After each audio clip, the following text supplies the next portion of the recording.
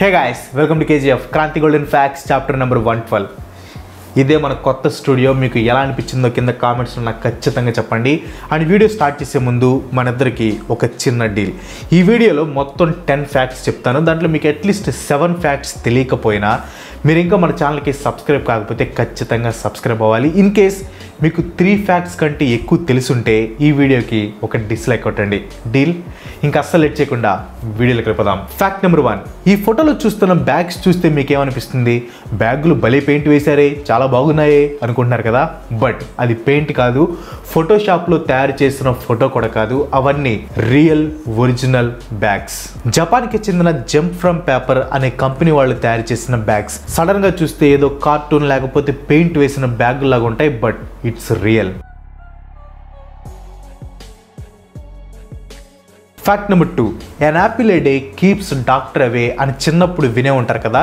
మన దేశంలో యాపిల్స్ ఎక్కువగా సిమ్లా అండ్ కాశ్మీర్ లాంటి ప్రాంతాల్లో పండుతూ ఉంటాయి. బట్ ఈ ప్రపంచంలో మొట్టమొదటి యాపిల్ చెట్టు ఏ దేశంలో పుట్టిందో తెలుసా? చాలా ఎక్స్పెరిమెంట్లు అండ్ రీసెర్చ్లు చేసిన తర్వాత తెలిసింది ఏంటంటే ప్రపంచంలోనే మొట్టమొదటిసారిగా మిడిల్ ఈస్ట్లో ఉండే కజకిస్తాన్లో ఫస్ట్ యాపిల్ చెట్టు పుట్టింది అని తెలిసింది.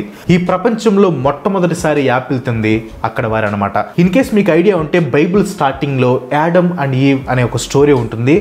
దేవుడు వాళ్ళని ఒక ఫ్రూట్ తినొద్దు అని చెప్తే వాళ్ళు ఆ ఫ్రూటే తింటారు. దాన్ని ఫర్బిడెన్ ఫ్రూట్ అంటారు. ఆ ఫ్రూట్ గురించి ప్రస్తావన వచ్చినప్పుడల్లా ఆ ఫ్రూట్కి బదులు ఒక యాపిల్ పండును చూపిస్తారు. సో బైబిల్ ప్రకారం ఈ గార్డెన్ ఆఫ్ ఈడెన్స్ అంటే తెలుగులో ఏదైనా తోట అంటారు. ఇది మెసపటోనియాలో ఉంది. అంటే ఇప్పుడు ప్రస్తుతం ఉన్న ఇరాక్ని ఆ టైంలో మెసపటోనియా అనేవాళ్ళు. ఆదాము అవ్వ గురించి ఎందుకు చెప్పానంటే కొంతమంది బైబిల్లో యాడమ్ ఈ యాపిల్ పండు తిన్నారు, ఆ ప్లేస్ ఇరాక్లో ఉంది, మరి నువ్వు ఫస్ట్ కజకిస్తాన్లో తిన్నారు అని ఎలా చెప్తావు అని డౌట్ రైజ్ చేయొచ్చు. బట్ మీరు బైబిల్ మొత్తం చూస్తే ఆదాము అవ్వ యాపిల్ పండు తిన్నట్లు ఎక్కడా లేదు. కాకపోతే ఏదో ఒక ఫ్రూట్ చూపించాలి కాబట్టి వాళ్ళు యాపిల్ పండుని సెలెక్ట్ చేసుకొని ప్రతి చోట దాన్ని చూపించడం జరిగింది. బట్ బైబిల్లో ఎక్కడ వాళ్ళు యాపిల్ పండు తిన్నట్లయితే లేదు. సో ఈ ప్రపంచంలో మొట్టమొదటిసారి యాపిల్ పండు పుట్టింది కజకిస్తాన్లో. Fact number 3. ఈ ఫోటోలో ఒక పెద్ద మనిషి అరిచేతిలో చిన్న రివాల్వర్ లా ఉంది కదా. ఇది పిల్లలు ఆడుకునే బొమ్మ రివాల్వర్ అయితే కాదు. ట్రిగ్గర్ నొక్కితే బుల్లెట్ల వర్షం కురిస్తుంది. దీని పేరు స్విస్ మినీ గన్ C1ST. ఇది జస్ట్ లైక్ పెట్ట కొంచెం కోతగనం టైప్ అనమాట. చూడటానికి జస్ట్ తోటా సైజులో ఉండే ఈ రివాల్వర్లో కూడా సాధారణ రివాల్వర్ లాగే 6 తోటాలు పడతాయి. స్విట్జర్లాండ్కి చెందిన ఆయుధాలు తయారు చేసే సంస్థ ఈ మినీ గన్ని రూపొందించింది. రీసెంట్గా ఇది గిన్నీస్ బుక్ ఆఫ్ వరల్డ్ రికార్డ్స్లో కూడా ఎక్కింది. ఈ రివాల్వర్ పొడవు 5.5 సెంటీమీటర్లు, ఎత్తు వచ్చేసరికి 3.5 సెంటీమీటర్స్ అండ్ దీని బరువు జస్ట్ 19.8 గ్రామ్స్. దీని ఖరీదు మాత్రం సాధారణ రివాల్వర్ కంటే చాలా ఎక్కువ ఉంటుంది. ఎంతంటే 5,14,000 రూపాయలు. దీన్ని కొంటే దీంతో పాటు ఒక లెదర్ కేస్, 24 తోటాలు ఉచితంగా దొరుకుతాయి. అయితే దీన్ని ఇంపోర్ట్ చేసుకోవడాన్ని అమెరికా, బ్రిటన్ ఇంకా కొన్ని దేశాలు నిషేధించాయి. Fact number 4. స్టాక్ మార్కెట్లో రూల్ ఆఫ్ 72 అని ఉంటుంది. అంటే ఫర్ ఎగ్జాంపుల్ ఒక బిగినర్ ఇన్వెస్ట్మెంట్ చేసేటప్పుడు ఫస్ట్ అడిగే క్వశ్చన్ ఏంటంటే నేను చేసిన ఇన్వెస్ట్మెంట్ డబుల్ అవడానికి ఎంత టైం పడుతుంది అని. ఈ ఇన్వెస్ట్మెంట్ డబుల్ అవడానికి పట్టే టైం ని క్యాలిక్యులేట్ చేయడానికే రూల్ ఆఫ్ 72ని యూజ్ చేస్తారు. ఫర్ ఎగ్జాంపుల్ ఇప్పుడు మీరు ఒక 5 lakh రూపీస్ ఇన్వెస్ట్ చేస్తున్నారు అనుకోండి, దాని రేట్ ఆఫ్ ఇంట్రెస్ట్ వచ్చేసరికి 8%. సో 72/8 = 9. మీ ఇన్వెస్ట్మెంట్ డబుల్ అవడానికి 9 సంవత్సరాలు పడుతుంది అనమాట. సో ఈ రూల్ ఆఫ్ 72ని యూజ్ చేసుకొని మన ఇన్వెస్ట్మెంట్ డబుల్ అవడానికి ఎన్ని ఇయర్స్ పడుతుందో క్యాలిక్యులేట్ చేసుకోవచ్చు. Fact number 5. సౌత్ కొరియాలో ఒకప్పుడు ఫ్యాషన్ పోలీసులు ఉండేవాళ్ళు. ఒకవేళ అమ్మాయిలు చిన్న చిన్న బట్టలు వేసుకుని బయటికి వస్తే వాళ్ళ బట్టల లెంగ్త్ ను బట్టి ఫైన్ వేయటమో లేకపోతే అరెస్ట్ చేయడమో చేసేవాళ్ళు. Fact number 6. అప్పుడప్పుడు మీకు ఇలా మోచేతికి ఏదైనా సడన్గా తగిలినప్పుడు మనకి కరెంట్ షాక్ కొట్టినట్టు అనిపిస్తూ ఉంటుంది.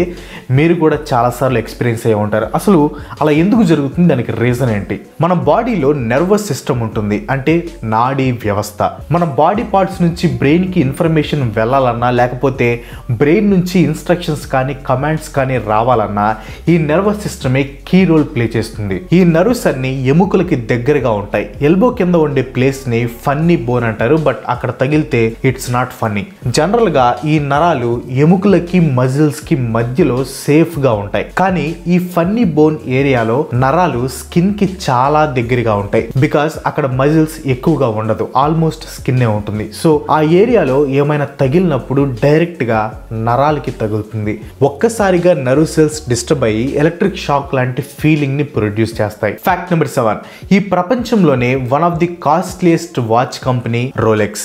ఈ కంపెనీ ఒక చారిటబుల్ ట్రస్ట్ గా రన్ అవుతుంది. ఈ కంపెనీ తన ఎంప్లాయీస్ కి శాలరీ ఇవ్వగా మిగిలిన ప్రాఫిట్ లో 90% అంతా చారిటీకి డొనేట్ చేస్తుంది. అందుకే ఈ కంపెనీ ఎటువంటి కార్పొరేట్ ఇన్కమ్ ట్యాక్స్ కట్టాల్సిన అవసరమే లేదు. బై ది వే, ఈ కంపెనీ ఫౌండర్ పేరు హ్యాన్స్ విల్స్డార్ఫ్ అండ్ ఇతను ఒక అనాథ. ఇప్పుడు మీకు బాగా అర్థమై ఉంటుంది ఆ కంపెనీ 90% ఎందుకు డొనేట్ చేస్తుందో.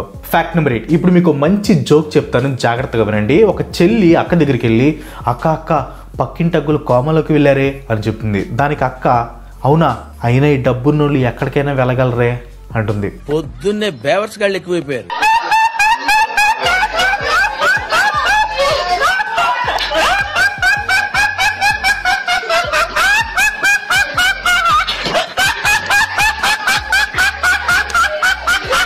కొన్నిసార్లు బాగా నవ్వినప్పుడు కంట్లో నుండి నీళ్లు వస్తాయి. ఏడవటం, నవ్వటం ఈ రెండు క్వైట్ ఆపోజిట్ ఎమోషన్స్. నిజానికి నవ్వినప్పుడు కన్నీళ్లు ఎందుకు వస్తాయి అనే దానికి సైంటిస్టులకు కూడా ఎగ్జాక్ట్ ఆన్సర్ తెలియదు, బట్ కొన్ని థీరీస్ అయితే ఉన్నాయి. ఒక థీరీ ప్రకారం మనం ఎక్కువగా నవ్వినప్పుడు ఫేస్ మజిల్స్ ఇలా అవుతాయి అన్నమాట. దీనివల్ల మన కంట్లో ఉండే టియర్ డక్ట్స్ మీద ప్రెషర్ పడి ఆ కన్నీరు బయటకు వస్తుంది.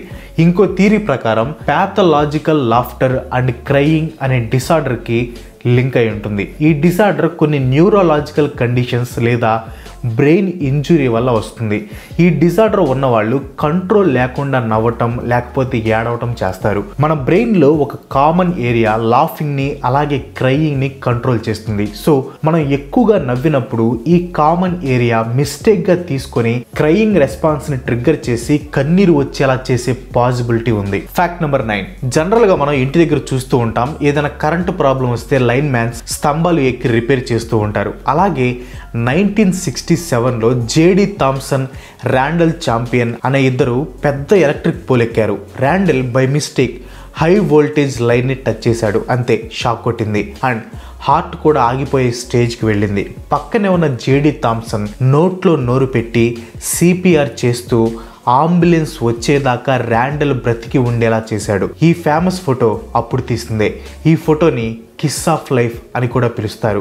రియల్లీ గ్రేట్ కదా. Fact number 10. మీకు ఎప్పుడైనా దెబ్బ తగిలినప్పుడు కానీ లేకపోతే చేయి కట్టేనప్పుడు కానీ దాన్ని డ్రెస్సింగ్ చేయించుకోవడానికి హాస్పిటల్కి వెళ్తే ఆ హాస్పిటల్ వాళ్ళు గాయాన్ని క్లీన్ చేయడానికి హైడ్రోజన్ పెరాక్సైడ్ వేస్తారు. ఎప్పుడైతే ఈ హైడ్రోజన్ పెరాక్సైడ్ అలా గాయం మీద వేయగానే బొస్సమని నురుగులు వచ్చేస్తాయి. అసలు హైడ్రోజన్ పెరాక్సైడ్ వేయగానే ఆ నురుగులు ఎందుకు వస్తాయి? నాకు తెలియాలి. మన సెల్స్ లో కానీ టిష్యూస్ లో కానీ బ్లడ్ లో కానీ క్యాటలేస్ అనే ఎంజైమ్ ఉంటుంది. ఈ క్యాటలేస్ హైడ్రోజన్ పెరాక్సైడ్ తో కలిసినప్పుడు ప్యూర్ ఆక్సిజన్ అండ్ వాటర్ గా మారిపోతుంది. మీకు తగిలిన గాయంలో చాలా క్యాటలేస్ ఉంటుంది. ఎప్పుడైతే మీరు హైడ్రోజన్ పెరాక్సైడ్ వేస్తారో క్యాటలేస్ చాలా పద్ధతిగా దాన్ని బ్రేక్ డౌన్ చేస్తుంది. ఫర్ ఎగ్జాంపుల్, ఒక క్యాటలేస్ మాలిక్యూల్ ఒకే ఒక క్యాటలేస్ మాలిక్యూల్ హైడ్రోజన్ పెరాక్సైడ్ లో సెకండ్కి 2 లక్షల రియాక్షన్స్ క్రియేట్ చేస్తుంది. That's huge. వన్స్ అది ఆక్సిజన్ గ్యాస్ లోకి కన్వర్ట్ అవ్వగానే బొడగలా మారిపోతుంది. అందుకే ఆ నురగ వస్తుంది. ఫర్ యువర్ ఇన్ఫర్మేషన్, నురగ is combination of lot of బొడగాస్. దట్ నురగ is because of catalase. Fact number 11. 1900s లో ఒక మహిళ ఉండేది. ఆమె పేరు సోబేర్ సు. ఆమె తన జీవితంలో ఒక్కసారి కూడా నవ్వలేదు. అయితే ఒక సినిమా హాల్లో ఒక ఆఫర్ పెట్టారు. అదేంటంటే ఈమెను ఎవరైతే నవ్విస్తారో వాళ్ళకి $1000 ప్రైజ్ మనీ ఇస్తాము అని. ఆ రోజులో $1000 అంటే చాలా పెద్ద అమౌంట్. ఇంక చూసుకోండి, ఈ కాంపిటీషన్ లో పార్టిసిపేట్ చేయడానికి పెద్ద స్టార్ కమెడియన్స్ అంతా వచ్చేసారు. పెద్ద కమెడియన్స్ పోటీ పడి మరి ఆమెను నవ్వించడానికి ట్రై చేశారు. బట్ ఎంత ట్రై చేసినా ఆమె ముఖం ముఖంలో చిన్న స్మైల్ కూడా రాలేదు. ఫేస్ లో ఎక్స్ప్రెషన్స్ న్యాచురల్ గానే ఉన్నాయి. అరే ఏంట్రా ఇది అని అందరూ షాక్ అయిపోయారు. ఇంత కంట్రోల్ ఎలా సాధ్యం అని ఆమెకి కొన్ని టెస్ట్లు కూడా చేశారు. అప్పుడు తెలిసిన విషయం ఏంటంటే ఆమెకి ఫేషియల్ పెరాలసిస్ ఉంది. అంటే ఆమె ముఖం అంతా చచ్చుబడిపోయింది. ఆమె నవ్వాలని ట్రై చేసినా కానీ ఆమె ముఖంలో ఉన్న మజిల్స్ నవ్వటానికి సహకరించవు. జస్ట్ లైక్ మన రేసుగుర్రం సినిమాలో శృతి హాసన్ లాగా లోపల నవ్వుతుంది కానీ బయటికి నవ్వలేదన్నమాట. అందుకే కదండి ఇంత భయపడుతున్నాను లోపల. ఈ విషయం తెలియక కమెడియన్స్ ఎంత కష్టపడ్డారు. That's all for today. ఈ వీడియో మీకు ఎలా అనిపించిందో కింద కామెంట్ లో పోస్ట్ చేయండి. వీడియో నచ్చితే లైక్ చేయండి, షేర్ చేయండి. నెక్స్ట్ వీడియో మిస్ కావడం అనుకుంటే మన ఛానల్ కి తప్పకుండా సబ్స్క్రైబ్ అవ్వండి. ఇంకో మంచి తో మళ్ళీ కలుసుకుందాం. అంతవరకు సెలవు. Bye bye.